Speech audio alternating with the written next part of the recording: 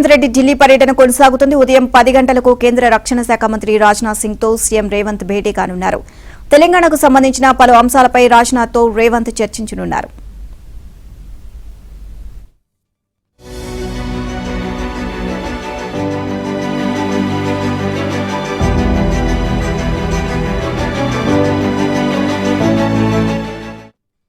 నిన్న పలువురు కేంద్ర మంత్రులతో తెలంగాణ సీఎం రేవంత్ భేటీ అయ్యారు. తెలంగాణ విద్యారంగంలో సమూల మార్పులు తేవడానికి తాము చేస్తున్న కృషికి మద్దతు ఇవ్వాలని కేంద్ర మంత్రి నిర్మలా సీతారామన్ కు సీఎం రేవంత్ విజ్ఞప్తి చేశారు.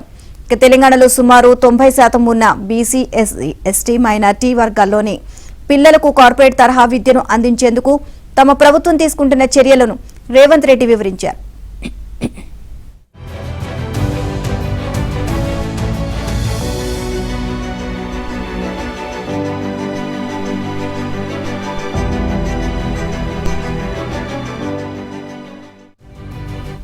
కేంద్ర మంత్రి నితిన్ గడ్కరీతో సీఎం రేవంత్ రెడ్డి భేటీ అయ్యారు.